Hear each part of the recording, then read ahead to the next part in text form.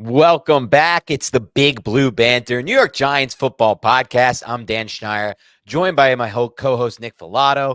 As always, you're probably wondering why we're smiling and laughing after a game like that, but it's just because Nick said something really funny to me before the podcast. So maybe repeat it, Nick, because I think the fans will enjoy it.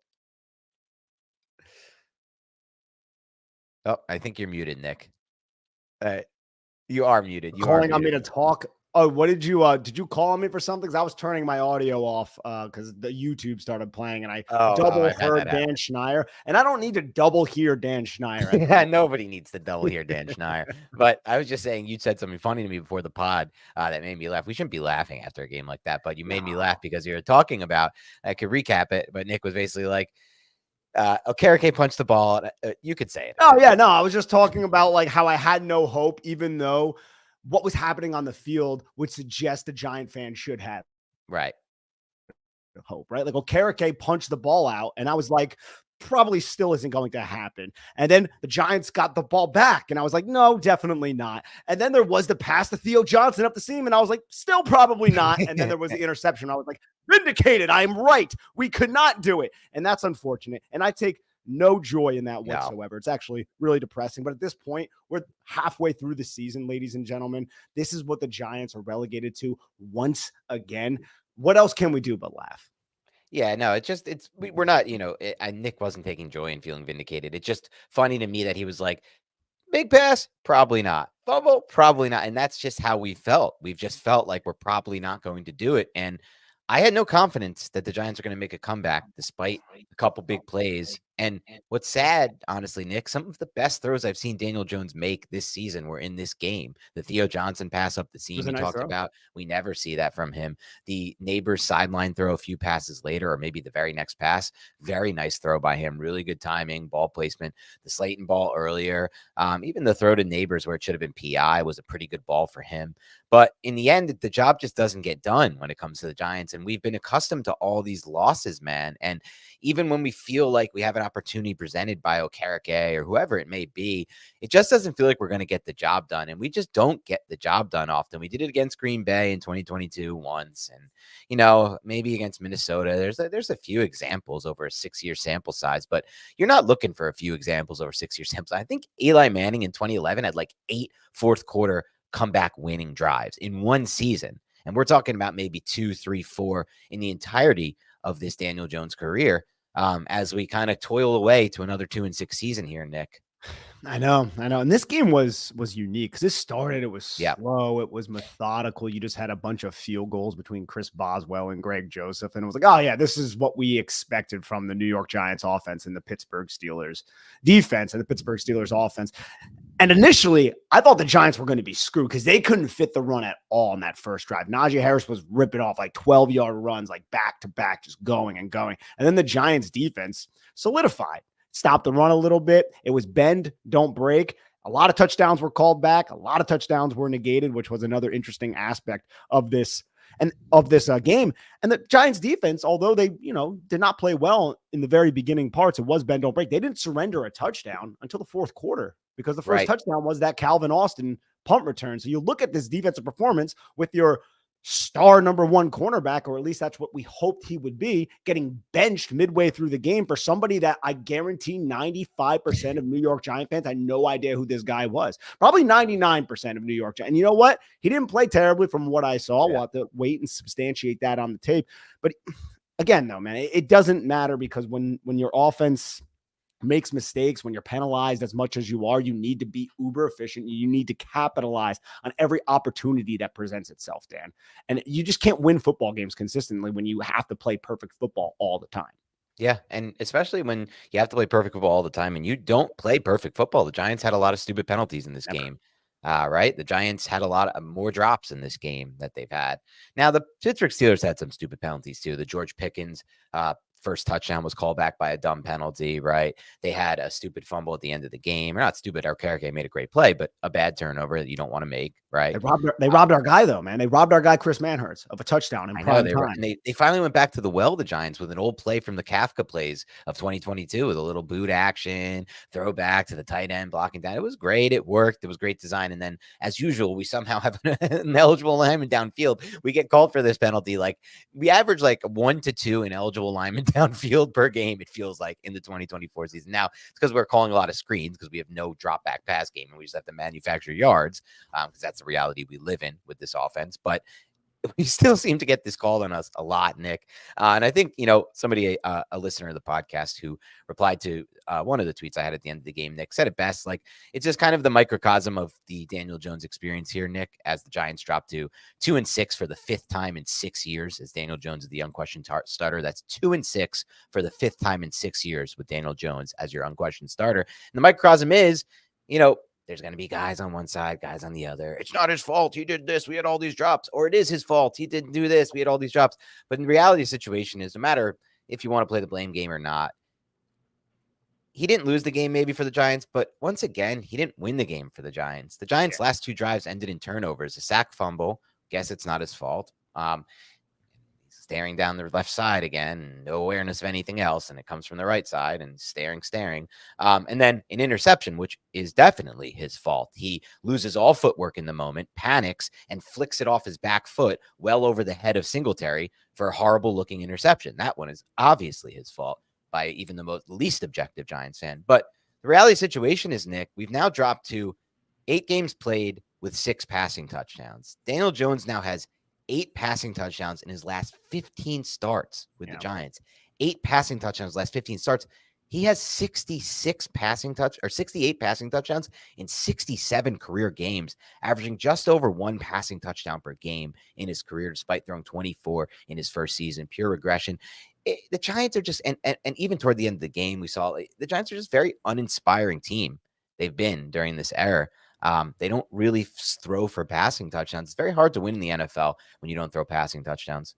It's very hard to win in the NFL when you just play like the New York Giants have played over the last 6 years. But yeah, you have to be able to create explosive plays. And the Giants had a few explosive plays in this game. That pass to Darius Slayton. I don't think that was the issue in this game. No. I think it was the red zone passing touch. They just can't pass the ball in the red zone when that space constricts for him. He just not the guy. And a lot of this offense was also, again, a 5th-round rookie that you drafted out of Purdue, right? It's there's Tyrone the bright spot. We can go to that. I say, well, why not? We always start so negative. I go to the comments. People are like, you guys are 2-6. What do they want from us? We can start positive on a 2-6 team, like 100%. But Tyrone Tracy Jr. Now let's hope everything's okay because he left the game with an injury. And honestly, man, the way he was playing, maybe there could have been optimism if he was out there. You just get him a little dump off pass.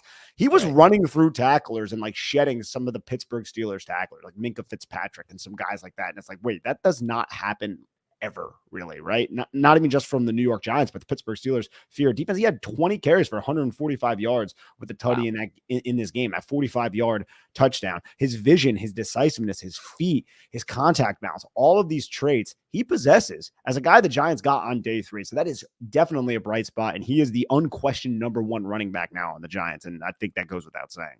Yeah, we talked about it, Nick, when he came back and when Singletary was healthy, like what would happen? Would we kind of not get to see Tracy as much, kind of fall back in? And it's been the opposite, actually. They've reverted Singletary kind of back to almost like a full reserve role at this point. I mean, Tracy played the majority of snaps. So we talked about this last week after the game. We talked about how Tracy had a 76% route participation, a lot of good encouraging numbers. This week, it was even more defined. They leaned on him because he was their offense and he brought them back in the second half of the game. You're talking about 140 rushing yards against a run defense that has been arguably the best in the NFL. We had Alex Kozora on, who was essentially just talking light about how good they've been all year, the Steelers run D, and how little they need to blitz and how much zone they play and how well that run defense is set up, not just schematically, but like from a discipline standpoint. And I felt like Tracy put it all on display today. The vision that you mentioned, the burst, the ability to make those lateral jump cuts, and then the yards after contact, the contact balance. He has got all the tools, really, if you think about it. Breakaway speed, he maybe doesn't have that, right? Even though it was a nice 45-yard run, at the end, he kind of gets tracked down a little, still finishes it for the touchdown. He's not the fastest player in the NFL. I think we're well aware of that, Nick, but he's fast enough.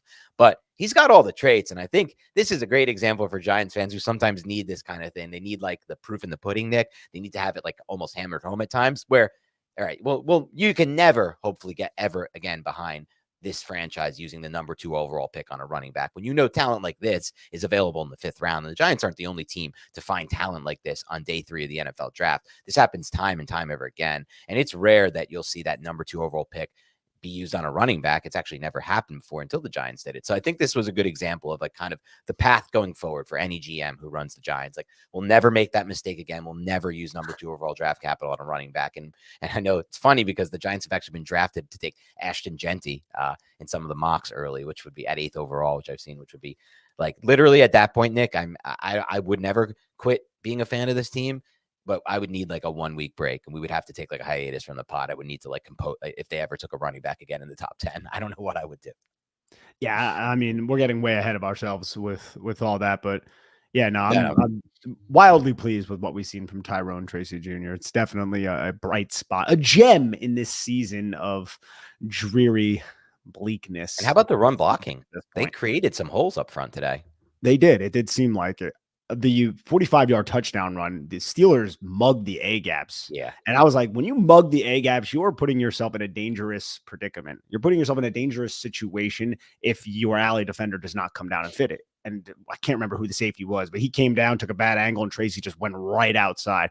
So I'm happy to see that from the run blocking. I mean, the offensive line in general, look, it's rough without Andrew Thomas. I felt like the pass protection was really good in the second half for the most part. At the end, there were some sacks, but I think Alex Highsmith had 12 pressures in this game. Yeah. Something like insane. Some of those, again, though, is like when your quarterback doesn't really know how to manage a pocket, it's like really tough to watch. There was also questionable coaching or just protection or lack of protection calls, like 5-man or 6-man protection, but no help towards TJ Watt, leaving Jermaine Illuminor on an island. And I like Jermaine Illuminor. He's not the kind of offensive tackler starter that you could do. Yeah, you TJ Watt one-on-one. Like, there really aren't many. Andrew Thomas is one. Jermaine Illuminor is not Andrew Thomas. And that led to that sack strip fumble of Daniel Jones. And that removed basically the Bobby Okereke punch. So it's just like, you would like to see 26 in that situation go out to the right and help out Jermaine Illuminor a little bit. Instead, he went right into his route, and I'm guessing that was a protection call, and it wasn't just him doing it by himself. So I would have appreciated that, because then that also alleviates some of the burden on Daniel Jones. I don't want to put a lot on Daniel Jones's plate if we don't have to, because he has proven that he can't necessarily handle that. So give him that protection when you're that tight in the red zone, because I don't know if you know this, Dan, the Giants have not been good in the red zone.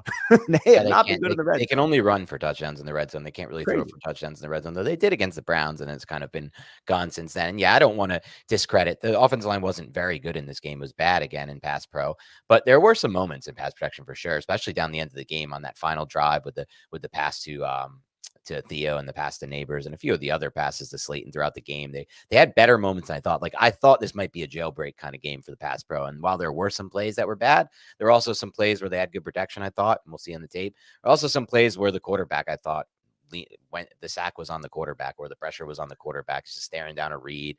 And generally speaking with Jones, man, I don't know how many times I'm going to have to watch over his career a pass rusher win up the arc against the tackle, and he three hops into a interior pocket and just takes a sack. Like, you need to be able to have such a subtle movement on that step through, man. And there's so many of those 2 to 4 hops from Jones. These like wild hops, man.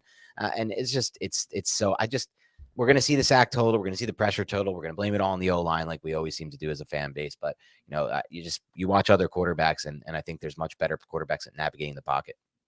You want to know what his favorite place to get breakfast is? What's that? IHOP.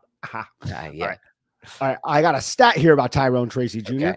He reached a top speed of 20.6 miles per hour on his 45-yard touchdown run. It's the fastest speed by a Giants offensive ball carrier over the last 2 seasons, according to NFL Next Gen.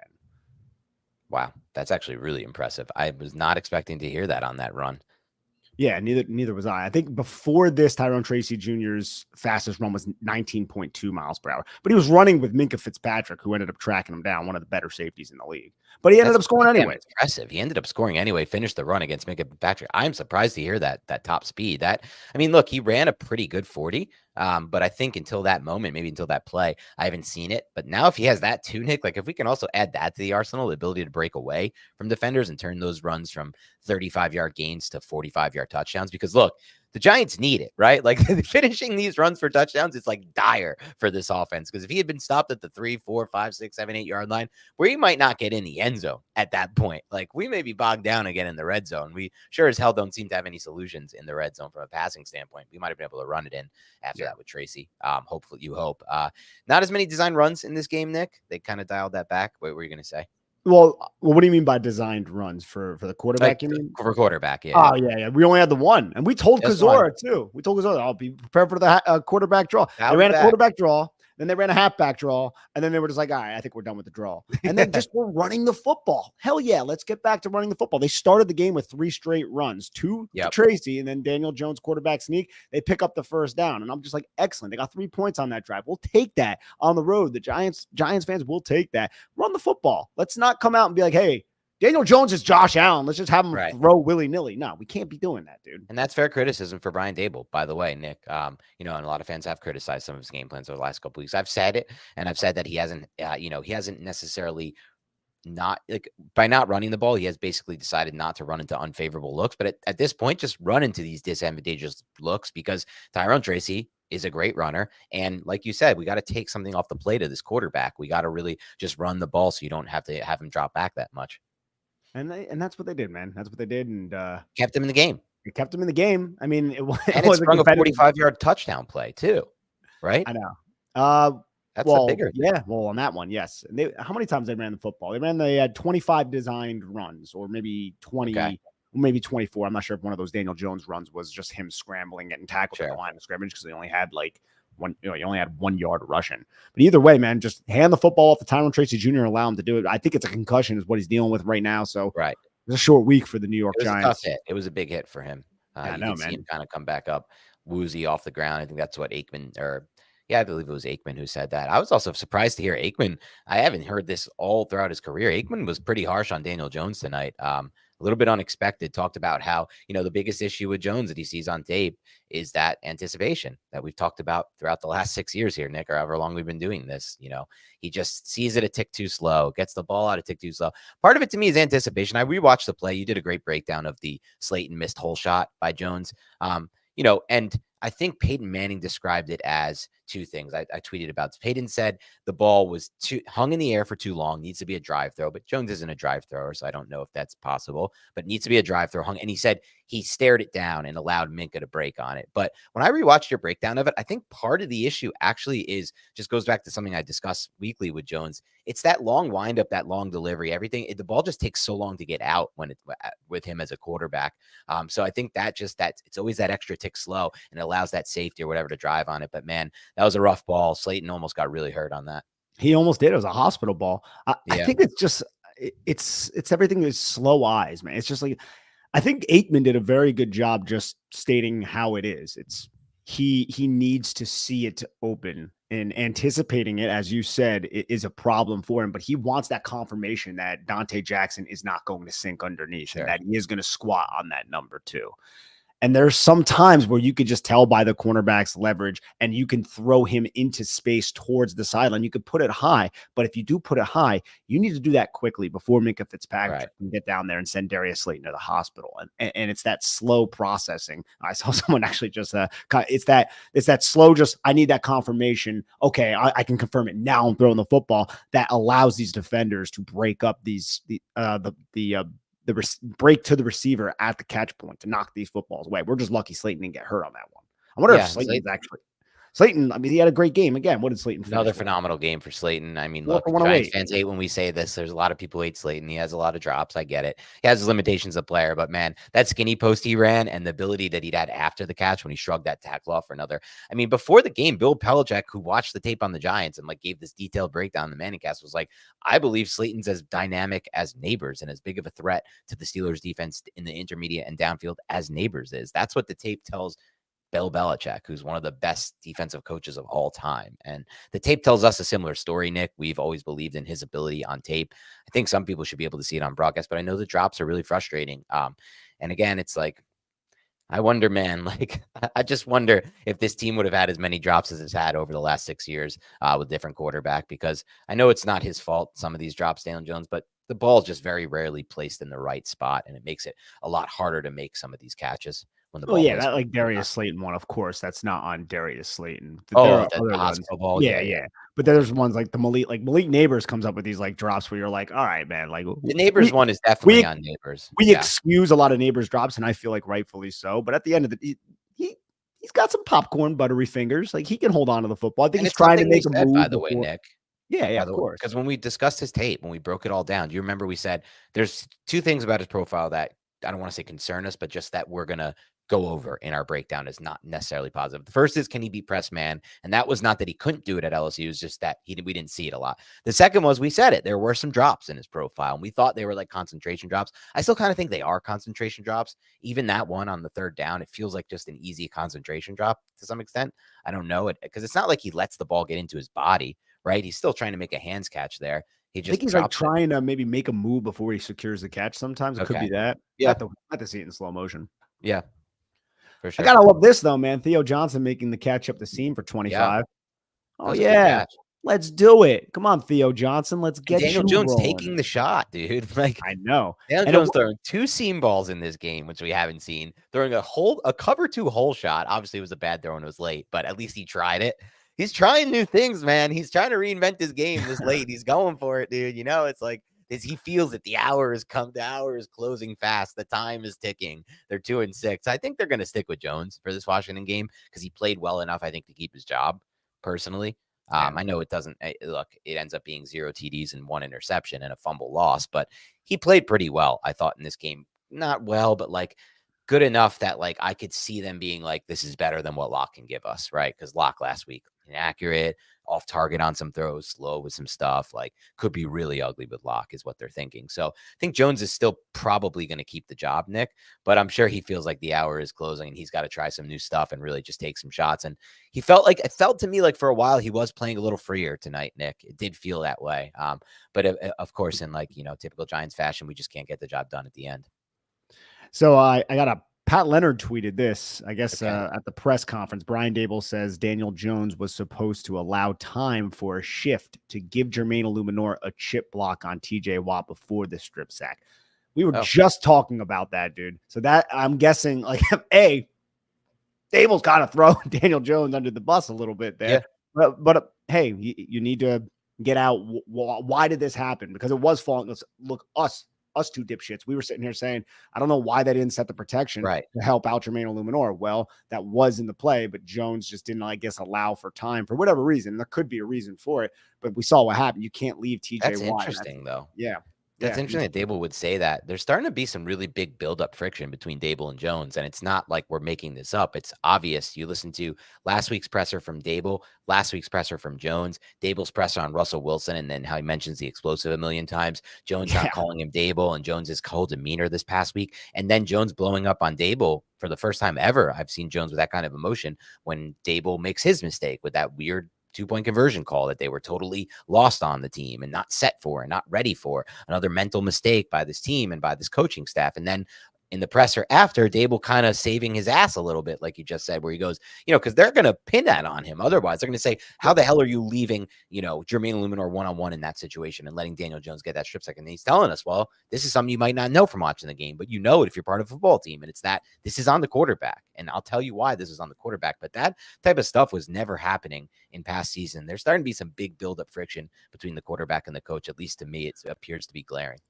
Very glaring. And again, this isn't us cultivating this out of nowhere. And this No. is a second season where we've seen this head coach. And I'm not necessarily saying this is all Brian Daboll's fault. There's always two sides to a story, but this is the second season where we've seen this head coach have major friction with a huge element of his team. Last year was Wink Martindale. We all knew it, but they just kept Dable threw it under the bus itself, threw it, cold water on it and said, like, hey, man, Wink and I, we're both fat and we just fight over like hamburgers and pizza or whatever. That's basically was the excuse the entire time.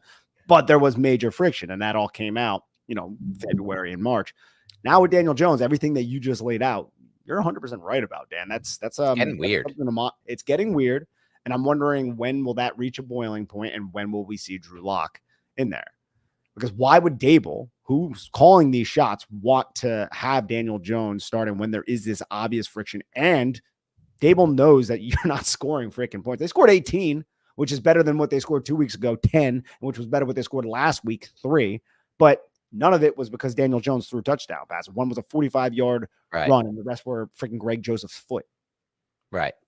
Yeah, and he just doesn't throw touchdown passes. Again, 68 touchdown passes in 67 career regular season games for Jones, just 8 in his last 15 regular season starts, and just 6 in 8 games this year for Daniel Jones. Now, 6 touchdowns, 5 interceptions. He is not a guy who throws touchdown passes at all. He just doesn't create them with his arm, with his mind, with his arm talent, with nothing. It's not his game at all.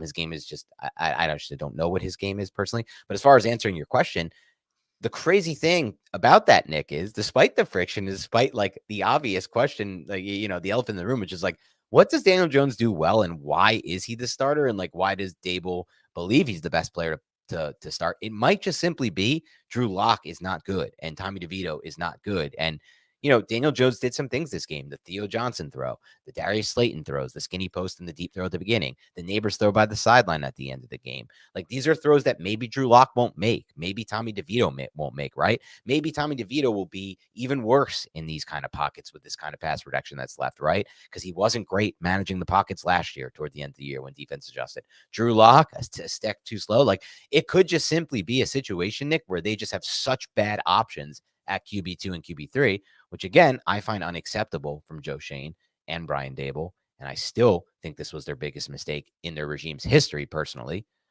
going into another year with Jones as your unquestioned starter, especially after how bad he looked in 2023, and just assuming, it was just our fault because the O-line was so injured. And you should have been able to see on tape. You should have been able to see that it wasn't all the O-line, that there were really glaring issues. There's always been issues with this quarterback. So, man, it's just kind of turning to a weird point here with the Giants, right? Like, I don't know where they're going to go from here. The friction is building between the quarterback and the coach. It's a ticking time bomb. We obviously know Jones won't finish the season out at this point unless the Giants go on a crazy winning streak, because once they're eliminated from the playoffs, there's no point to play him with the injury guarantee. But now it's just kind of a matter of when, I think, and not if they go to Lock. And then ultimately it might even be DeVito as well.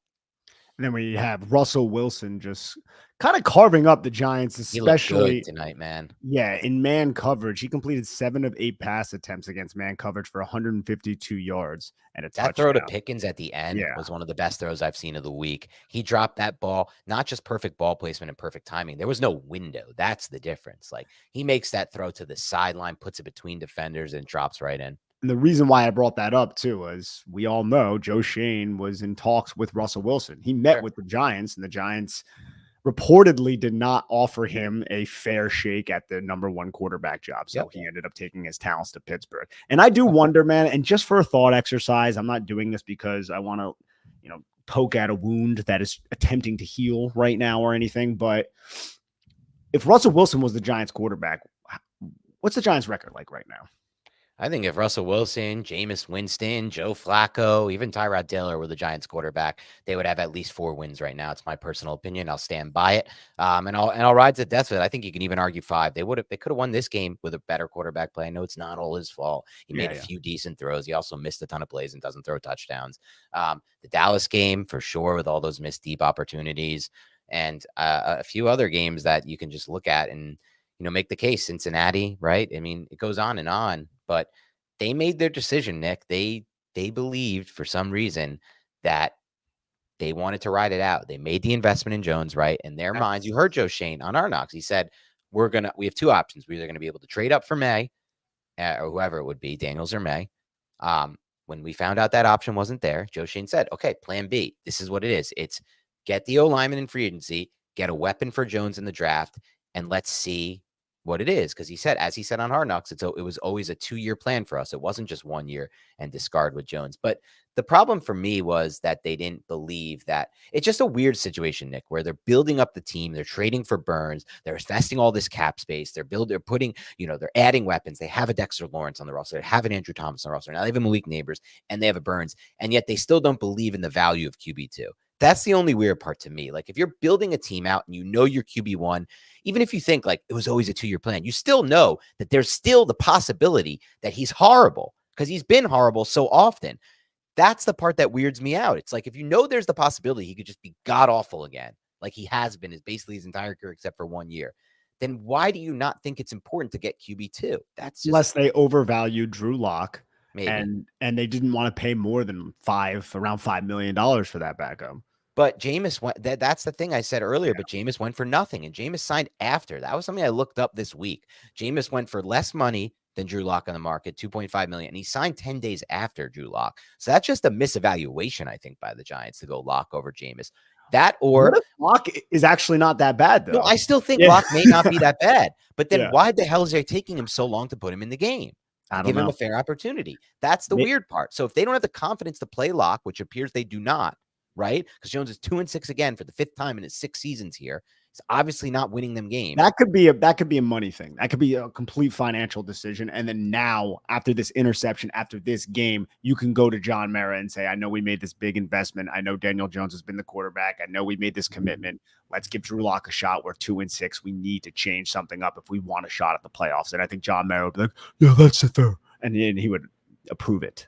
I think that's fair, and you might be right, Nick. I still think there's some misevaluations going on, though, in this front office. Like, Jameis Winston is 7-2 in his last 9 starts with an 18-2 touchdown interception ratio. Jameis Winston, right? And they evaluated Drew Lock to be better than him. That's weird to me. That's not great. Like, that's not thinking outside the box. That's not getting creative. Jameis is a real talent who understands the quarterback position. I watched his tape this week, Nick. He had 4 anticipatory throws that 75% of the quarterbacks in the NFL don't make. Yeah, he misses some throws too. He's off. His placement is off on some throws. But there's also plays where he'll look he had one play on a 3rd and 4 where he looks to the left side for a quick game. It's not there. He bounces back, resets the pocket, and drills a backside dig to Cedric Tillman for a 15-yard gain and a 1st down. I haven't seen Jones throw a backside dig maybe his whole career. There may be 1 or 2 on tape in 6 years. Not a backside dig guy. He's not a backside dig guy. Most quarterbacks aren't. It's a very tough play to pull off. You see Stafford do it. You see those. But Jameis is doing it. Yeah. And the NFL deemed him to not be a starter. The Giants included. Yeah. And Flacco. And the Giants. Russell. And all these guys that are now playing good football. But we're here with no quarterback. We can't throw touchdown passes. And we don't have faith in Lock. It's a very odd spot to be in. And in addition to that, Nick, let's get to the other bad stuff from tonight. Deonte Banks. Let's do it. Joe Schoen's 1st-round draft pick from last year. 3 of Joe Schoen's 1st-round draft picks did not play tonight. Kayvon Thibodeau unlucky due to injury. I won't knock him for that. That's bad luck, and he's been a fine player. Evan Neal, I don't know what the F is going on with that, but it appears that they're just giving up on him. Maybe that's his fault, but either way, it's not good for us, the end result. And now Deonte Banks, another 1st-round pick for Joe Schoen, benched. And a lot of people are like, oh, why are they benching him? It couldn't have been for that play against Pickens, even though Belichick did say, I want my DBs having the awareness to go for the ball. The push did potentially knock Pickens out of bounds. So it's like, it did. It did. Yeah, right. I think, what Dable said was he needed a little bit more time. On Najee? Well, no, he said Deonte Banks was benched because he needed a little bit more time. For what? So I'm not, or he needed a little bit more. I'm sorry. That's what it said. He needed a little bit more. So I think he just needed a little bit more from him. I think it was the play against Pickens, or both those plays against Pickens. And maybe it was the Najee one where he went low. I thought it was that. It was that. Oh yeah. Not Pickens. The Najee one where he went low, and then probably the touchdown, but he knocked him out. So that was still effective. Right. Coupled and combined with what happened last week, and maybe just how he was carrying himself during the game. Right. And they liked probably what they saw from the Stroman individual throughout practice and decided to give him a shot. And he looked fine too. I'm happy that they benched him though. Like if you're not giving effort or full Yeah, effort, I know. what are we doing here? That is the baseline trait for Yeah, I any know. professional athlete, especially when you're on a Why are we shitty here team. again, Nick, where we have another DB who we're worried about effort with? We're worried about. I mean, we've had such bad luck with these DBs, dude. Over these I these know. first round draft picks, we're taking I mean, from Eli Apple to DeAndre Banker, and now we've got another one in here that we're questioning effort with. And you hear Dexter Lawrence this week say to the media, "I know exactly the play you're talking about, and I've handled it, and it won't happen again." And then we see in a game, he has an open field tackle opportunity. Like, this should be a moment for you to be like, I'm here for my teammates. I'm going to go hard and high on Najee here. I'm going to make sure. And I know, like, you might say it's okay to go low there. I think that's where I'm you're fine with him going low. Yeah, I I think want he him just going got in. jumped over. Yeah. I don't know if that was like a lack of effort. I'm not going to sit here and say that. Not I just effort, but I think it's an unwillingness it's a shyness to contact. Is that fair to suggest? I don't No? think so on that Okay. play because he's diving Fine with it. you don't want to go high, especially on a guy like Najee I Harris. Now agree with that. Najee Harris is a real athlete who can jump over you, but like I think Deontay Banks in that moment was like, Okay. "Hey, I'm gonna go and make this damn tackle." Like, Tatum, you guys saying I'm not giving effort, and then he got jumped over and made a fool, and then maybe he was pouting after that, or Okay. maybe his temperament changed after that, and Dable didn't like what he saw out there, so he gave You might be Strowman. right. I'm not I sure know though. one thing though, Yeah, Nick. Yeah, I know we're both speculating, but I know one thing, the vibes are not good right now in this no, locker room. We always talk about culture. I've always made the case that the culture is the most biggest bullshit you'll ever hear. Culture comes from winning football games and being a team that doesn't make stupid mistakes and plays good, solid football and disciplined football. That's what real culture is, wins. Um, Dumbass culture wins we got at the end of the Joe Judge era that led to nothing. The culture wins we got last year from DeVito that led to us missing out on Daniels in May. These culture wins are garbage at the end of these type of seasons. But man, the culture as it stands right now, Nick, is not good. It's really starting to collapse. And I just keep laughing, Nick, because I just see Phoenix back there just totally passed out on the bed. He looks so comfortable. well, he's doing Oh, his he's up little now. he's He's doing up his now. little. His little feet moving. But look Oh at the yeah, life this of is a dog. when The life of a dog is so nice. He didn't have to watch this game tonight, Nick. He doesn't have to be frustrated by the Giants, right? Phoenix no, doesn't know about any of this. He just no. lives his life. He lounges around most of the day. He gets fed by you. You play with him. Not really much, no responsibilities, really. He just gets to live that life. Look at him back there. No responsibilities at all. I wish he took a freaking massive shit on my carpet, man, during that game. It would have gave me something else to do other than watching it. No, he's too good of a dog. He hasn't chat in the house in forever, if Yeah, ever. no, he doesn't. He doesn't really No, do that. he doesn't do that shit. Oh, Dan, you got a haircut. No, thanks. No, well, I didn't say it looked good, but I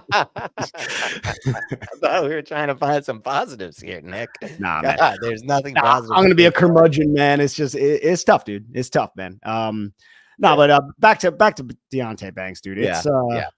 look, I think if he has a good week of practice, you put him back out there and start. We're not looking to have all of our first round picks benched, dude. Like that's not what I'm looking for right now. I want him to return to the game, have this be another learning lesson for him. But like if he is dogging it out there, and we'll see on the tape to see exactly. Yeah. Maybe there were some things that we couldn't perceive on the broadcast. But holy shit, dude! If he ends up being like a bust, Oh, it would man, be tragic. It's almost like you can't come back from that as a general manager. And ironically, and let me just like think about this for a second. There is a part of me that says like I appreciate a regime that will bench players who are not playing well. You Okay. know, like Yes. they're benching players that they invested in, that it makes them look terrible to bench them, but they're doing it because they are detrimental to the team and they have other options on their roster that are better. And that explains Evan Neal, I guess. I mean, whatever. And then that would explain the Deontay Banks thing. I don't think we're there with Deontay Banks right now, but there is a part of me though that appreciates not living on scholarship, because that's something we've seen with past general managers for the New York Giants, specifically Jerry Reese. It doesn't seem like Joe Schoen has that. Now, Joe Schoen, I don't want to be put in this situation all that often. Right. And that's the freaking problem. Good point. I look at like Kayvon, and Kayvon's out right now, and Kayvon's a fine player. Azeez Ojulari is just like objectively a better pass rusher than Kayvon Thibodeau.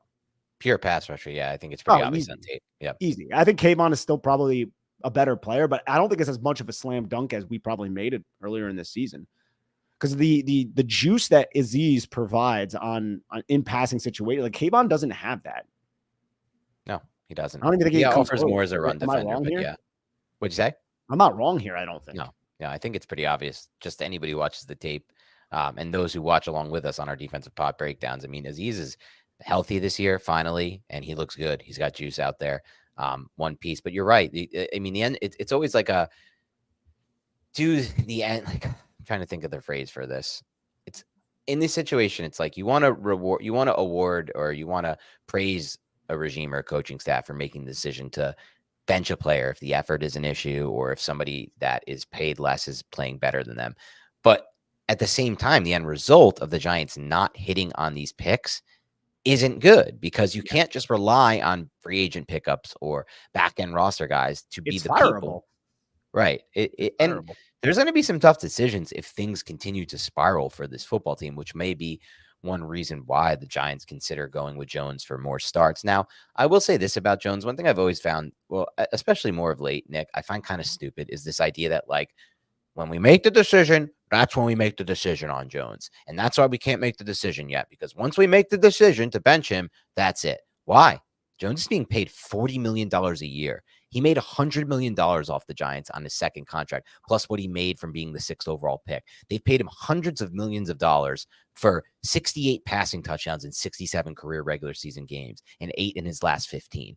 So I don't buy into that bullshit, and I hate that line of thinking. You can bench him, and if Locke sucks and DeVito sucks, go right back to him. Buddy, you're paid to play. Get your ass back in there and play football. My confidence is shot. Whine. No, your confidence is already shot. We watch it week in and week out. So I don't buy into that bullshit line of thinking at all, Nick. So I'm fine with, like, I feels like they're so scared to bench him because it's like, once we do it, that's it. No, if the two other guys are even worse and you can't move the ball and you're going to lose your job because you can't win games, go back to Jones. He's being paid a whole lot of money to play for this team. And I don't care what he thinks about how good he is, how he said in the media last week, I know what I'm capable of. I don't believe I should have been benched last week. It was 28-3. Of course you should have been benched last week. Of course you goddamn should have sat down in that game. Don't you dare say that. And you'll get back in the game later this year if you get benched. Just like you got benched against the Eagles and you got back in because you're paid to do this. And I'm just so tired of the coddling when it comes to that. Just because he's the first guy in and the last guy out, Nick, and a good dude, does not mean that we have to just coddle this guy and be like, he can't have any competition in camp. There's no fair competitions. Don't you bring anything that could bother him. And don't you bench him because that's it. No. If he's benched, put him back in if they can't move the ball. That's how I feel about it, at least. Yeah, I'm right there with you, too. I think he will get benched eventually. There was another part of this game that was a little frustrating. I think it was the beginning of the second half. The Giants were driving down the field, and then Jones, and I'm not sure if this was all on Jones, but he took 2 consecutive sacks and knocked him out of Greg Joseph's field goal range. And at that point in the game, it was 9-9, I believe. So the Giants could have actually took a killer. Yeah. So like little plays like that or little sequence of plays like that just rub you the wrong way. The second one was the 3-hop that I was talking about where he got the pressure of the arm. 3 hops into the interior offensive line. It's just like the lack of awareness to understand how to just a subtle step and give yourself that space in front of you, dude. It's just unbelievable watching him manage a pocket. It really is. It's unfortunate. You want to get to some soups? Yeah, let's get to some soups. All right. Kyle Kilday, thank you so much. Kyle says, this is more of a question for Brian Dable instead of you guys, but can we please just try Drew Lock now? Best chance to win, has lost its potency as an excuse. Yeah. No, you're right, Kyle. We just talked about this. At some point, you have to give it a shot. And you can't feel like once we take that, the cat's out of the bag. You can go back to Jones. Like, you should feel like you can go back to Jones. You're paying this guy so much money. Like, why does he have this? Why does it feel, Nick, like to me, like this guy has had this franchise held hostage for 6 years, Daniel Jones? Like, it really feels like he's choking us out for 6 straight years. We're being choked to death. Like, don't give him competition. Don't give him any competition in camp. It's not his fault. It's all the O-line's fault. Get him a wide receiver 1. It's so good. It's like, I feel like I'm being choked out by this guy. And I hate to say it because, again, he's a nice guy. It's all this stuff, first in, first out. But I've told you this last pod, and I'll tell you this again. I hate watching him play quarterback for the Giants, and I'm not afraid to say it. It's impossible to watch this and feel good about it for anyone, Dude, man. Your face got so red there. I was choking myself out as a little for the podcast. It's like almost like it's like one of those asphyxiation. People have like the fetishes where like they need to be choked out. God, dude. Yeah, autoerotic asphyxiation. Except it's the opposite because it's just bringing me pain and misery as I watch this guy hold this franchise hostage for 6 years. All right. No one give Dan any belts. AFC 5253. Thank you so much. The only the only that the only thing that makes me smile after a game like this is watching Big Blue Banter, listening to Dan. Uh, well, Yes. I almost made it through without a rant. This was a very apt super to follow the conversation we just had. I know. The only thing that makes AFC 5253 Uh, smile is Dan talking about autoerotic asphyxiation. It's such a disaster, man. I can't believe it. My dad texted me, my brother at halftime in our family group chat and was like, it's actually been a pretty surprisingly good half. Like, I feel pretty good about it. Like, what are you guys thinking? I just like, I don't know, Dad. I think I know where this is headed again for us in the second half. We're not closing this game out, are we? Yeah. There's just no hope. There's no That hope. sucks. And that sucks. And you know what, man? Say what you want about it. If they put Drew Lock in there would be at least a little bit of hope because Maybe. we haven't seen that failure. We've Right. seen the Daniel Jones failure time and time again. We haven't seen the Drew Lock failure. I don't know if it would work out. I'm inclined to say that it would not. But at this point of the season, why would you not make I that don't switch? know. All I right. think it's because they don't feel like they can go back for some reason. They feel Which is like once they do it, they can't put him back in, This Joe. isn't baseball. Like, you I know what I know. mean? Like, you can put him back in the lineup, And it's dude. not like I get it. In some cases, it's the case, right? Like with the Colts are in a tricky spot with the Richardson Flacco thing because you Yes. might not. But Richardson's a second-year quarterback. Like that's a Guy's young 10 quarterback. starts, dude. This is a totally different scenario. Jones is in year 6. We all know he's done after this year. He's gonna get cut. Like just use him as that type of player now. Stop letting him hold you by hostage. Like it's not you. You have control over him. He's your guy. You've paid him handsomely. Like you've done everything you can for this guy. It's crazy, dude. Dude, It's it's so insane. true. I They feel like do. I'm taking crazy pills the way they treat Jones. I know. I mean, the guy has 8 touchdown passes in the last 15 starts, and they're acting like he's the best guy for the job. What are you talking about? I still think he's our best guy. We have no other options. 8 passing TDs in 15 starts. What is that? What the fuck is that shit, dude? Like, how is that considered your best option? You throw 8 passing TDs in your last 15 starts, and that's the best possible thing that you could put out on the field? Yeah. What? Apparently. Like, doesn't even make sense. Apparently. Gil Really Martinez. doesn't, dude. Gil, Hilarious. thanks so much, buddy. Thank you. As always, says, my streak going back to 09 lives. You talked me out of not watching. Helps it was a Monday Night Football game. I don't regret it, but I hate it. How bad is Neil? Guy off another team's practice squad starting over him. Wild. We haven't talked about this, Dan, actually. And Gil, thank you for the super. What was your impression when it was announced that Chris Hubbard was going to be the starting tackle over Josh Azudu and Evan Neal? I think the first thing fans thought of was like, wow, Joe Shane really didn't plan this thing out well, right? He has he has a swing tackle, and we give a one game experiment to swing tackle. He's so not unprepared. I don't even think that's the problem with Josh Azudu. He's just so not capable of playing the position left tackle that they have to go to a practice squad and sign someone who's made some starts in the NFL and put him in. I think it was the right decision, to be honest with you, as far as him over Azudu. Now, when it comes to Evan Neal, I just don't know what's going on there. I've heard some weird things. I don't know if you've heard anything, but I've heard some stuff off the field about what's going on. That some people have said that they don't like the way he attacked his rehab. They don't like the way he attacks practice. I don't know if any of that's true. So I have no idea. This is just hearsay. But something is obviously up there because they invested the 7th overall pick and they're taking guys off the practice squad and playing him over Evan Neal. It's insane to even think about. Like, look, Joe Shane and the Giants abandoned their backup swing tackle plan after one game, and it wasn't a great game, and it significantly altered what the Giants could do offensively after the second and third drive were ended by Josh Azudu sacks last week. But you abandon that plan, and you have Evan Neal sitting there, and Evan Neal has been healthy now for what, 2 months, 2.5 months, whatever it's been, and you're not even giving this guy an opportunity.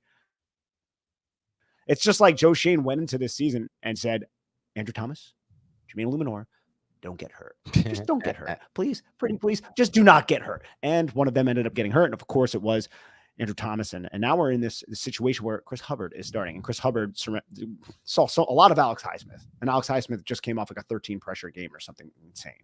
Sure. And I'll say this, Nick, like from my pea-brained point of view on this, it's like I don't give a flying F about a 2-6 season anymore. I want to see Evan Neal out there, see if we can salvage anything from the 7th overall asset that we put into that. Like, maybe Yes. some fans look at that as ridiculous, and I put this out there on Twitter, and they've all said, "You're such an idiot. Evan Neal's unplayable. He can't block." And it's like, I get it. He's looked unplayable on film so far in his NFL career. He also looked playable at Alabama. He also played through injuries in both of the first 2 seasons. I don't think I've seen a single healthy snap from Evan Neal. I've seen 1 or 2 or a game or 2, but like for the most part, we've seen almost fully unhealthy, not fully snaps from him, not fully healthy snaps from him. I just want to see it. Like, the season's over. Let's start to look to the future. It's like they're going to play all these other young guys. Why not Neal? And if not Neal, then obviously there's some kind of issue going on off the field, to the point where, like, I'm almost debating they might just cut him this offseason and like end the experiment and get nothing out of that 7th overall pick.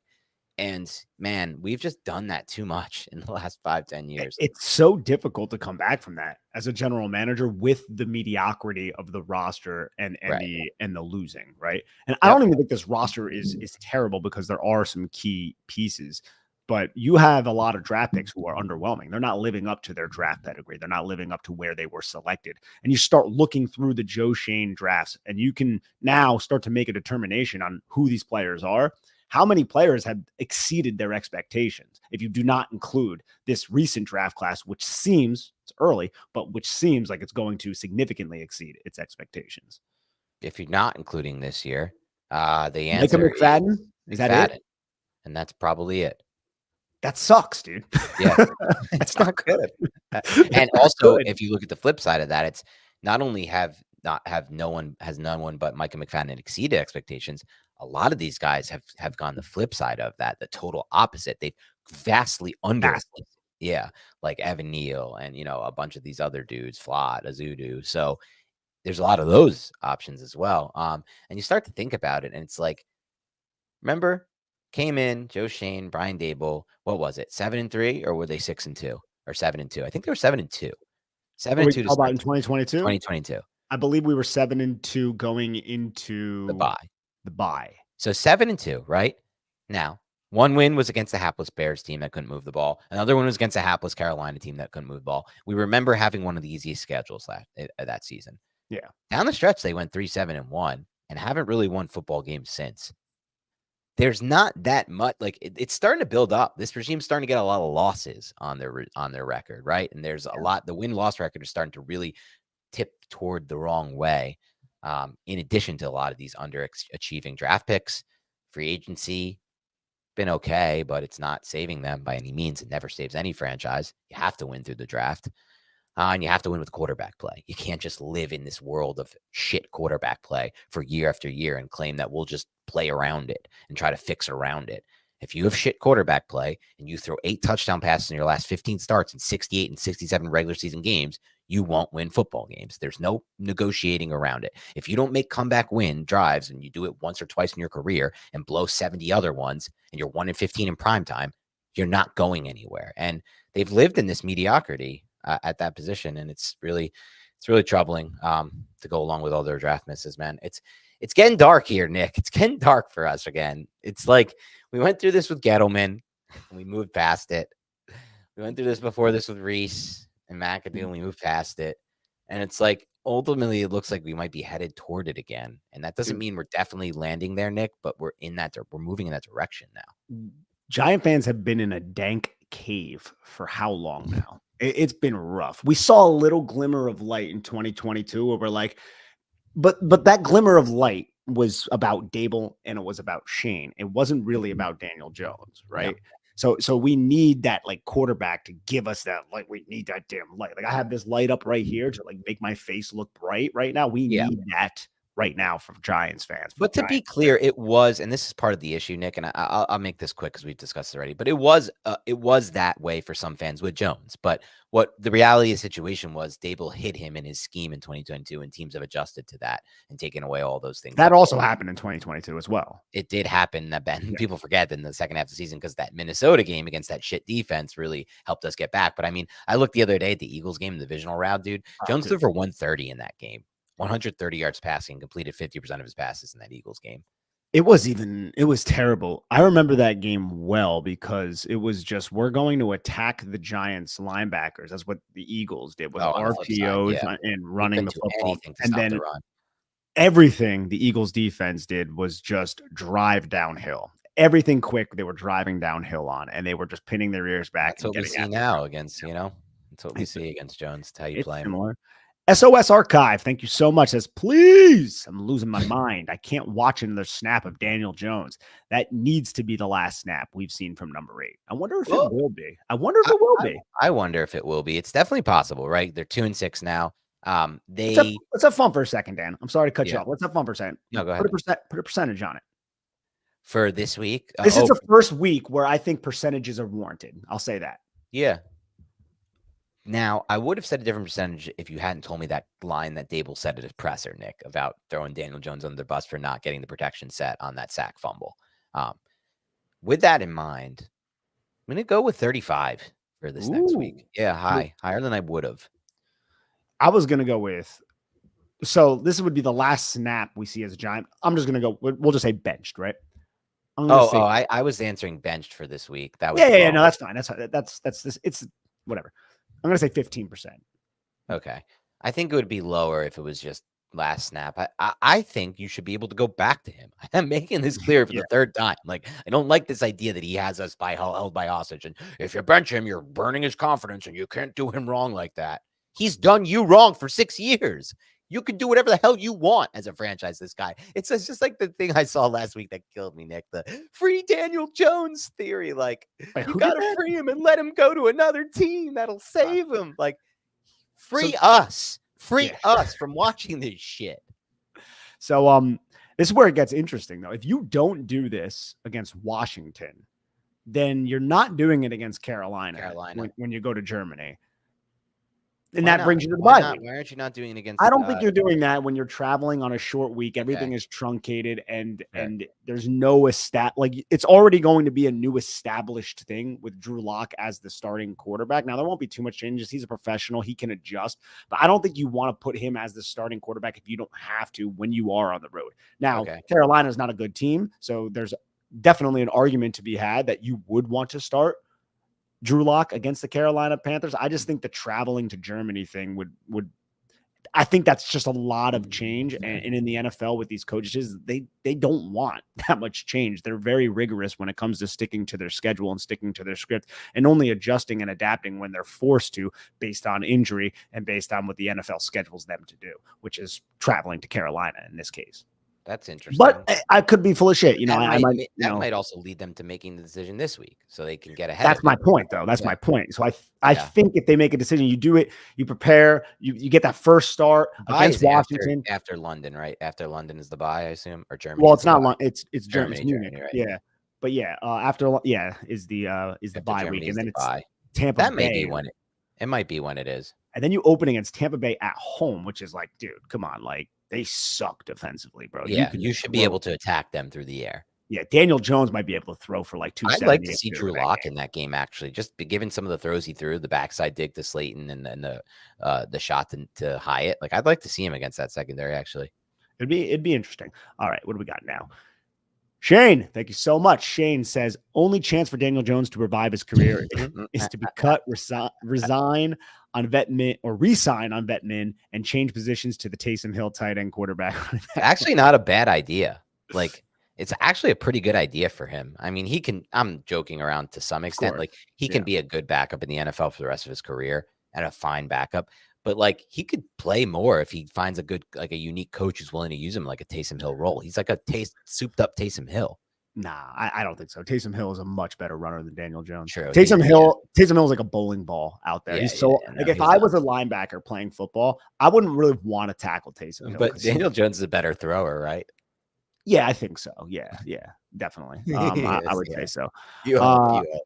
You hope we haven't been playing somebody at the quarterback position for 6 years who's not a better thrower than Taysom Hill, for God's sake. Nah, he's a better thrower of the football for sure. But Taysom Hill's like thick, dude. I wouldn't really want to hit him. Yeah, no, you're right. It's not the best fit. He'll be cut by the Giants. He'll make the decision. It's going to be an interesting decision that he's going to make, Nick. Does he want to go to a team that has a quarterback uncertainty and try to, compete for a starter? Or does he just want to be like one of the best backups for a Mahomes or a Burrow or something like that? That's the decision he'll have to make, Jones. And I think he's got enough competitive drive, and based on the press conferences, he has enough belief in himself that he's going to want to go to like Carolina, That's where I think he'll sign, honestly. I think he's going to sign with the Where he's Panthers, from. goes back home where he's from, and I think he might make some starts for the Panthers next year. Very well could, dude. Very well could. And you know Like, what's what going to are they happen? gonna do at He's going to QB? go in there, or he's going to be that quarterback who backs up a really good quarterback. And then when that quarterback goes down, Right. Daniel Jones comes in and it like revitalizes the offense, and they rally around him. And he's going to have that like fourth quarter comeback, and then just Giant fans are going to be like, no, "Damn it!" I have no concern about that. I don't think that's going to happen at all. It'll be a remake. I don't think we're the reason he's been so incompetent. No, of I know course other not. fans do. My point is, it would be a remake of his first start as a New York Giant against Tampa Tampa. Bay Buccaneers, and it would really prop up. It would give that fan base, oh, Daniel Jones is great. It was just the Giants that sucked, and then they would have the Daniel Jones experience that we've all got to go through over the last 6 years. Those brief flashes, those fleeting flashes that have. Yeah. Yes, because he's still like a fun, like I think people like view him as like this fun, like, oh, he's Danny Dimes, oh, he makes him, but like Giant fans were like, no, he's none of those things. People that don't have to watch him every week view him in that way. Exactly. Well, now they know that he's not good, obviously, but he has that more of a backup. Like if he was a backup, he could come in and make like that one throw where it's like, oh, he made that throw. Okay, he still can make throws. Like that's the thing. Like he's not incompetent. He occasionally can make throws. Like he even did tonight. I think it's so funny. One time someone was arguing me about Daniel Jones. They're like, you're so wrong. Daniel Jones used to be amazing. Why do you think he got the nickname Danny Dimes? It's like, dude, like that is the worst argument you could ever make. I had to immediately stop. This is an in-person live argument with a fan. Conversations like that because like they're so funny, dude. And people are serious because like for me, man, I'm like, this guy's messing with me, right? Like, there's no way. And they're like, no, that's my serious take right here. My take is this guy's name's Danny Dimes, and you don't earn that nickname in the world of Twitter unless you throw dimes. That's the only way you can earn that nickname. It's so ridiculous. All right, let's see what we got. The Dan Abides 10. Thank you so much. Says analytics say to go for 2 when the Giants scored their touchdown, but 1. As Bill Cowher said, that sort of trick play is not a fourth quarter play. Interesting. And then he also follows that up. Thank you so much, by the way, with do analytics assume you have an average offense? Because we don't have one. That was our first touchdown in 6 quarters. We are not a team that can make it up. It's a great point. I always have wondered that same question, Nick. Do analytics factor in the offenses? So I think there needs to be an advanced analytics that factors in the offense that's making the decision to either go forward or not, and the functionality of that offense. I feel like they just kind of blanket it and just give like a general percentage on any offense. But there's different offenses, right? The Giants are less likely to make a 2-wing version than the Chiefs or whatever. Yeah. The Lions really are the best example. My God, Ben Johnson. Yeah, no. Dude, you know how fun it must be for a Lions fan? They go to home games and they just put up 49 a game at home. Like these fans are just watching 50 points a game from their team every week, game in and game out. Some special teams touchdowns, defensive touchdowns, but either way, that scoreboard's lighting up to like 50 a game. Not only can they run like David Montgomery and Jahmyr Gibbs, if you had them in fantasy, it's like having like all you need is that backfield and you're set. True. They also throw touchdown passes to like Brock Wright. They have like Amon-Ra St. Brown throw touchdown passes. They're trying to get touchdowns for like Dan Skipper, their offensive tackler. Like they just do it. They could do whatever the hell they want. Ben Johnson's going to get so much money this offseason. I don't know who's going to get him, but my God, is he going to get a lot of money to be a head coach in the NFL? Maybe he would want to come and coach Tommy DeVito and Daniel. Definitely doesn't want to come here, but he is also not going to get to take that offensive line with him. But we'll see what happens. Very good point. Bob Imberman, thank you so much. Bob says, I can't join you guys tonight, but enjoy an expensive beer on me. Thank you, Bob. Expensive beer on me. I appreciate that, Bob. Thank you for donating to the show, and thank you for even when you can't join doing so. And we appreciate everyone's support here. Absolutely, Bob. Thank you.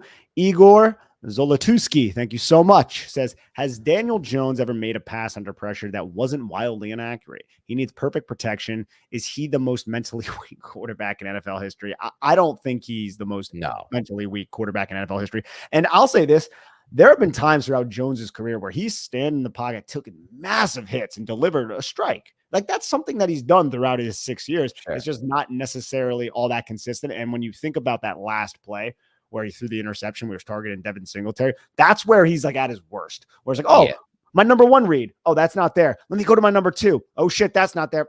Do I run? Should I run? What do I do? Oh wait, there's the guy in the flat. overthrow. Like, well, first he flicked, horrible footwork, went off his back foot and just random flicked it. Overthrow. Yeah.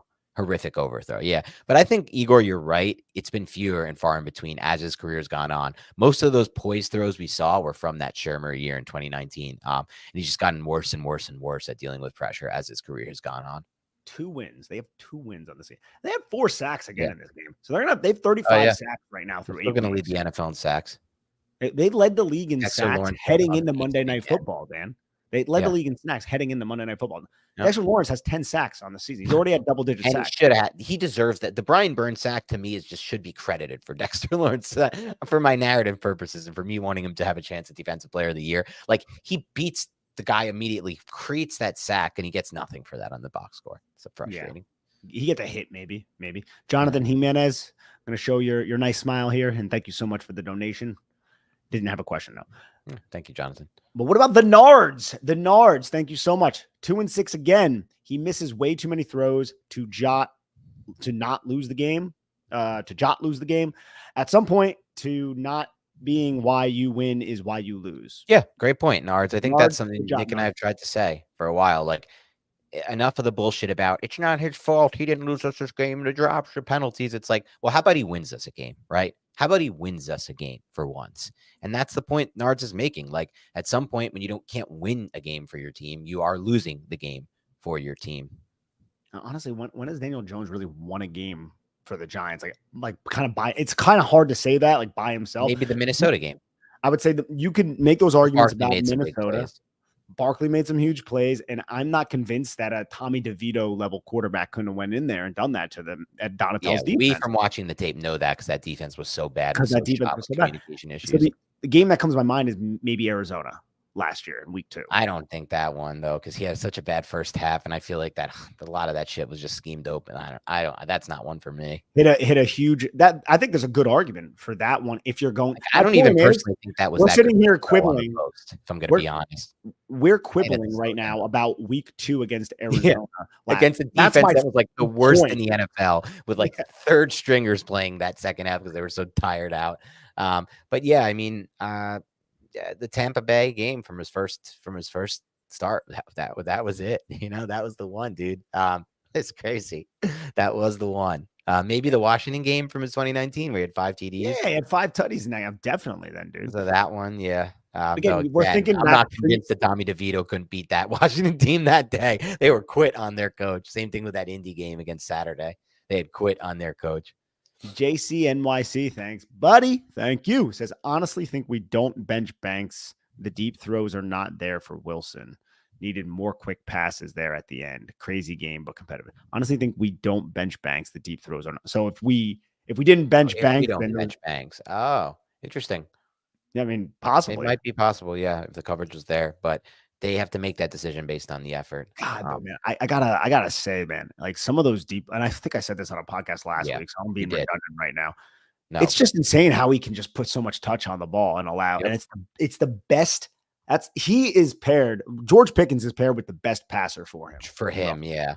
Best passer for it. His skill set. His skill set, I know. I agree. That's George Pickens must be so happy they went to him over Justin Fields. No offense to Justin Fields, who was able to win them games and did his own thing with the running and stuff. Like basically Jones 2022'd it for a little while, Justin Fields, but now they're like running a real offense and they can get people involved down the field and like throw a football like Russell can.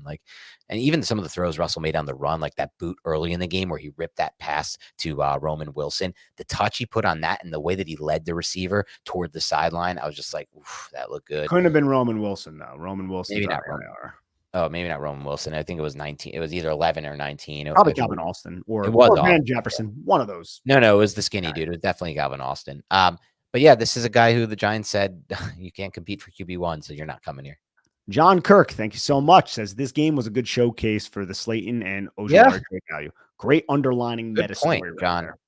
Good point, John. This was a great game to showcase them for potential trade. And, the Giants really should be willing to do it. They weren't willing to do it under Gettleman at any point. And Nick made a great point on one of the pods we did last week. You made a great point about how they showed a willingness last year with Leonard Williams, and I don't think John Mara is going to Saquon Barkley poison pill them for Ojulari or Slayton. To be honest with you, now I would make the case, and I know this is a tough one to pill to swallow. I just like Slayton a lot. I just want him to continue to be a Giant, so I would just re-sign him personally. But it's going to cost a lot, and I know fans hate the drops, but I just think, man, if you ever got him a real quarterback, he would be good. But I think you got to give, and the Giants coaching staff knows much more about this than we do. Got to give Jalen Hyatt some opportunity, man. Good point. Yeah. And we just need to get, first of all, we're 2-6 and we're done. We need to get shit. We need to be sellers for once. We need to be full out sellers for once. We haven't tried it yet. It's time to be the sellers that we should have always been. Enough of this. Let's grind out wins. Let's be sellers. And if you win games along the way, you win games along the way. But I'll tell you one thing, by the way, Nick, before we get to this. I'm just going to be honest about this. And I don't want to have to do the preface thing, but again, I will preface it. No, I don't think players ever should play to lose. No, I don't think they should tank. They're playing for their family. I'm not rooting for them to lose. But with all that preface, I feel so much less anxiousness and anxiety about games this year than I did last year. I'm just going to be honest with the listeners because I don't care. I love that quarterback last year with Drake May, Jaden Daniels, and Caleb Williams. And if I'm being honest, I didn't want them to win that Patriots game. I didn't want them to win that Washington game. I'm just going to be honest about it because I'll tell you what, I know you're supposed to want them to win every game, Nick, but to be quite frank, that's just like a take. To be quite frank, though, dude, like the short high we got from those wins is not worth the potential for what 10 to 15 years of Jaden Daniels could be, or 10 to 15 years of what could be. Of course. Anxiety this year because I don't really like this quarterback class that much. And I kind of just, whatever the F happens with it. So I'm like not caring if we win these games or lose these games down the stretch. Like if we get a couple of these dumb wins to help Dable or whatever it is, like it is what it is. I don't really care. I think we missed the boat on the May Daniels thing, and it's just going to F us for 10 to 15 years, sadly. Which is devastating, really. Like devastating. Really devastating. It's truly devastating that could be the case. Igor came back. Thank you so much. Igor says, "Can you imagine what it is?" I'm cutting it off one more time. Can you imagine what it feels like to be a Washington fan right now, Nick? To be a Commanders fan after what that? Can you imagine if we got to experience that and do a podcast after that, dude? We would be what? What are they 6-2 right now, or do they have a bye? I believe they're 6-2. Yeah, we would be 6-2, dude, and we would have just watched a Hail Mary win us a game. Imagine our post-game celebration pod. Imagine the film, dude. Imagine our film pods. All the other pods we'd fill during the week. We'd have like 2 extra pods. We can just come up with fun shit to talk about. That's what they're going through right now. Do you think it's because they built up this team around their quarterback, or you think it's because they got Jaden Daniels? What do you think the answer is for those of you who said we need to build a team around and don't worry about quarterback? It's because they got the quarterback. It's because they got Jaden Daniels. Get it through your heads for now, for good, forever. We need this goddamn quarterback to change this franchise. That's the only way we get out of this dark hole. They also got rid of Dan Schneider. Yeah, Dan Schneider. Make clear. Dan Schneider, man. Make clear that there's a D in that name, please. Yes. But Adam Peters too, and then Dan Quinn coming in. I mean, there's a lot about all the ancillary names, Nick, but at the same time, it's really just Jaden Daniels. It invigorates that team. Of course. Getting the quarterback can change your entire fortunes. It would do wonders for. They believe in him, and the energy that they play with now is so palpable when you watch them. I know, man. And they were a trash franchise forever. Yeah. Like forever, exactly. Dude. They were a trash franchise. We're the New York Giants. We're not a trash franchise. We are just identifying as a trash franchise over the last 10 years. We're the New York freaking Giants. Just like you said the other week, it was one of my favorite lines you ever said on the podcast that Daniel Jones, sometimes his arm identifies as an NFL arm. I didn't know you liked that or you appreciated that. That line. I slipped it in there. Yeah. I fucking love that line. Sometimes his arm identifies as an NFL arm. Such a funny line. It's hilarious. Sad, but hilarious for us. Igor, thank you so much, Igor. He says, is it possible that Mara didn't want Daniel Jones to face pressure from his backup? Maybe he didn't want a quarterback controversy. Mara values loyalty over winning. Yeah, it's definitely possible. Definitely possible, Igor. Definitely possible. It's sad if it's true. I hope it's not the case, but we are at the point where we have to consider it possible. That's my answer to that. I do hope it's not the case. Yeah, same here. Because I mean, dude, Mara's he's still young relative to owners, right, man? And if he has that mentality, he would need to change a lot of things internally at that point. The Dan Abides, again, thank you so much, says there's nothing Jones can do now that'll be worth the injury risk. Yeah, 100%. you're We're right. 2-6. 2 and Right. 6. Yeah. Absolutely. Man Ray. Giants Thank you. make the playoffs. I think they'd have to win out, right? Or just maybe lose one game and they can maybe get the 7th seed. Probably lose one, maybe two, depending on how gross the NFC is. But I mean, right now, we went into this year thinking Washington would be comparable to the New York Giants. Washington is they're the best team in the NFC East. Right. Could you make an argument that the way they're playing right now, they're the best team in the NFC? You could make an argument. Disgusting to think about. But who else? You got the Packers and the 49ers, but both of them are losing games. Minnesota still is in the mix, but not with that. With Darrisaw out, I think things could get real ugly for Darnold with Darrisaw out. I want to track that one. So it's 49ers when they get McCaffrey back, I think maybe. I think the 49ers will be fine, but they've lost a decent amount of games this year. The Rams can stay healthy. I'm putting them in the mix. I love Matthew Stafford, my man. He's God, it's fun to watch him play football. I know. He's so I was telling my buddy this. Matthew Stafford is the most underappreciated and underrated quarterback of our era, and he's pretty well respected. I just think he is so much better than people realize. I agree with that. Yep. He's so good. I agree with that take. Okay. We are at Man Ray. Man Ray, what's up, bud? You know we are down bad. I love saying that. Down bad when I take Jones under 0.5 passing touchdowns that I'm right. It shows how inept we are with him, and I wish I was wrong. Cam Ward season. Yeah, we haven't done any tape yet on Cam Ward or any of the quarterbacks, but it's actually, I wonder what the odds were for Jones under 0.5. Like if they were like minus 130 or minus 150, it had to be negative odds. Again, man, the guy has thrown 6 touchdown passes in 8 games and just 8 in his last 15 starts. So it should be minus odds to take the under 0.5 passing TDs. David Quitman. David, what's up? Says, I was there. Oh, I'm sorry, buddy. Neighbors didn't know where to line up on the called back touchdown. Yeah, I think I saw Dable frustrated with Neighbors for sure. That looked like that was the case. I want to say they talked about it on the telecast, and he just never got set at all at any point. Yeah, because you can not be set, but you have to come set at one point of the play, and he didn't do that. So it's definitely disappointing. A lot of mental errors for this team. A lot of mental errors, a lot of penalties in this game. Yep. Gross. Tyler Douglas, thank you, says it almost hurts watching this historic team struggle to play football. If you're talking physical pain, Tyler, I believe that you're correct and accurate in your assessment that it almost hurts. But if you're talking mental anguish, it does hurt. It does hurt for me to watch this team. It's pain. It hurts when I watch the tape. It hurts to talk about him. It hurts to have to be this negative. It hurts to have such a feeling of just dystopian, I don't even know the word. Like when I talk to my brother and dad about the Giants, I mean, Nick, I used to every single week, it was a tradition of mine and my dad's to have a 1 to 2 hour call recapping the Giants game every week. We haven't done that in like 2 years. And it's not because we have no relationship. I just spent all Sunday watching football with him and it was a great time. He's the man. It's because there's nothing to talk about. I don't care. I don't even want, like, he listens to our podcast and he watches our stuff, Nick, and that's where he gets his information now. It used to be from talking to me, whatever, but like in BBI, but like, there's just nothing. I don't want to get into the nitty gritty anymore. It's not fun to talk about this team. There's nothing like they can fix or they can do, right? It's not like, well, if they just do this, or like I saw this on tape and that one change can lead to this and this and that. It's, they have this quarterback and there's no ceiling with this quarterback. And that's it. That's the end of the story. And the thing is, Giant fans know what it's like to have a good quarterback. And that's one of the more wild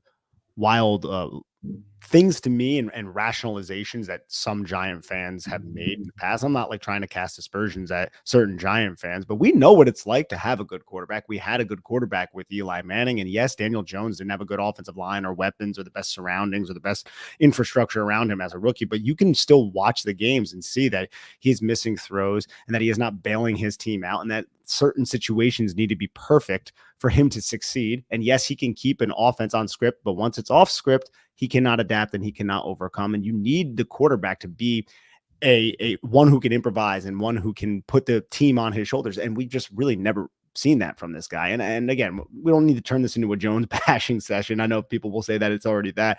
It's just this is the reality of the situation that we've all dealt with for the last 6 years. It's a dark reality we live in and we've been stuck in. And it's like Theo Johnson, wide open with no one within 6 yards of him on the play. Jones throws an interception. There's never that natural awareness, Nick, for where an open receiver might be. He never has had that, and he's never going to have that natural awareness. And look, we watch a lot of football, and I watch Lamar Jackson overthrow his receivers, and then I see some Giant fans be like, "Oh, if Daniel Jones did this, Daniel Jones did this," and I'm like, "Yeah, let me know when Daniel Jones wins the MVP twice. Let me know when Daniel Jones makes all the other plays that Lamar makes that Daniel Jones doesn't make. That's the difference." Yeah, and one of the things with that whole argument that's always bothered me, like, "Oh, Daniel Jones, he's had such a bad O-line around him, such a bad blah blah blah. What if he has this?" It's like, okay, take a step back for a second, take a quick step back, take a deep breath, and tell me right now, what does he do well as a quarterback?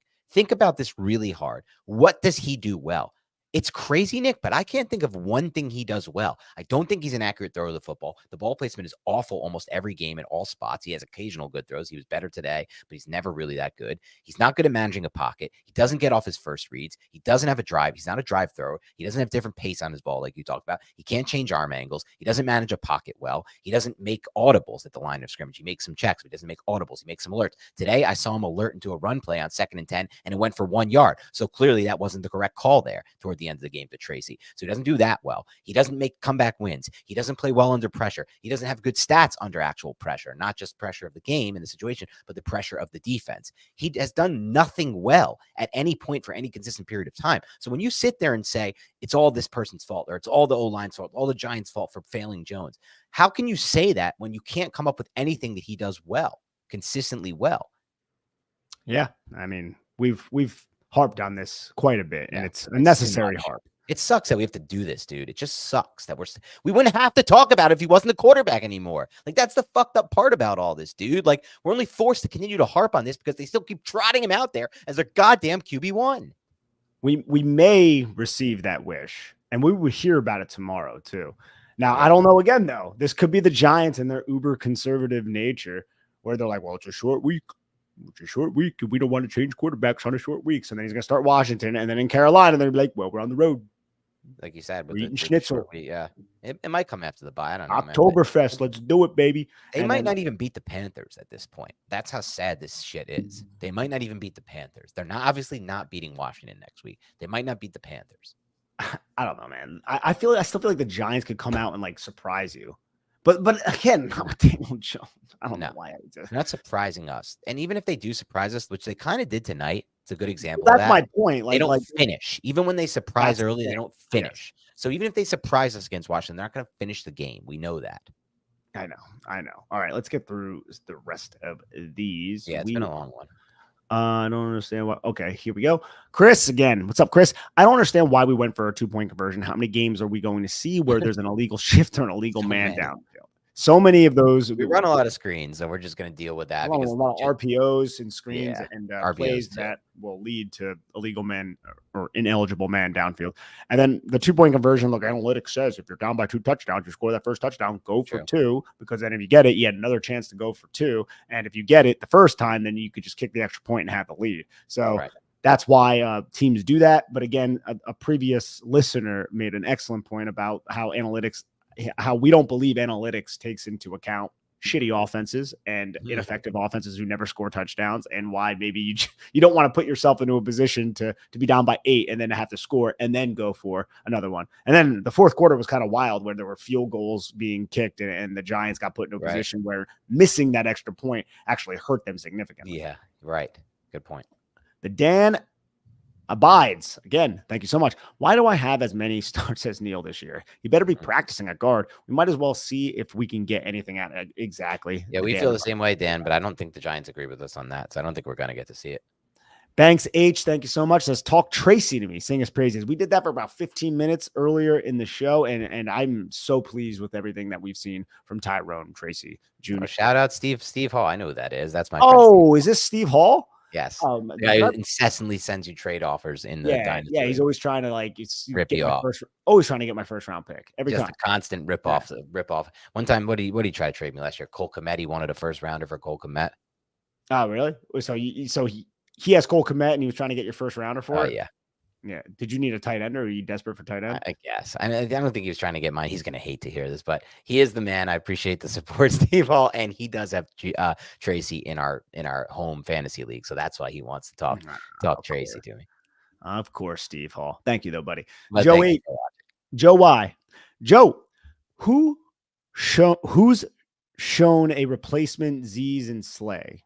We needed to stop left good placers walk. Both of those guys can be a part of the solution. Yeah, I think he's just kind of talking about how, look, the Giants have let some talent walk out the building. Xavier McKinney, right? Yeah. Some would say Saquon Barkley. I think that's immediately proven wrong by the trade of Tyrone Tracy looking this good. But they would argue that you don't want to let Slayton or Aziz walk out the door for that same reason. Yeah, getting them on their second contracts right now, if you don't believe your team is in a position to compete, which I think they could be if they just find a quarterback, I think there's arguments for letting them walk. I do, or trading them right now. And Aziz has injury history. It just makes it tough to resign for me. I would have a tough time resigning Aziz based on that injury history. Yeah. It's tough, man, because I like both of those players a lot. Same. And if next week you're letting talent walk out the building, he's right. The commenter, and thank you for the donation, is correct. Andrew Mossberg, thank you so much. If we don't pick top 3, we won't get our rookie QB. That's not necessarily true. You can get QB at different parts of the first round and different parts of the draft. I'm at this point more concerned, Andrew, with them forcing QB like we did in 2019 with Jones. And I'm concerned with them not being open to drafting over that QB in 2026, because I will be a strong proponent, and I will make it clear on Twitter of, if we draft quarterback this year in the draft and we don't feel like he has potential to be top 5 elite, I want them to consider and strongly lean toward drafting over him in 2026. I don't give a crap about that asset. We already waste assets left and right with Evan Neal and DeAndre Banker. Like, we got to get this quarterback right. We have to keep going to the goddamn well until we get the quarterback right, and then let everything change. Let it wash over you like it's washed over Washington. Let it wash over you like it's washed over Houston and Cincinnati and all these goddamn examples.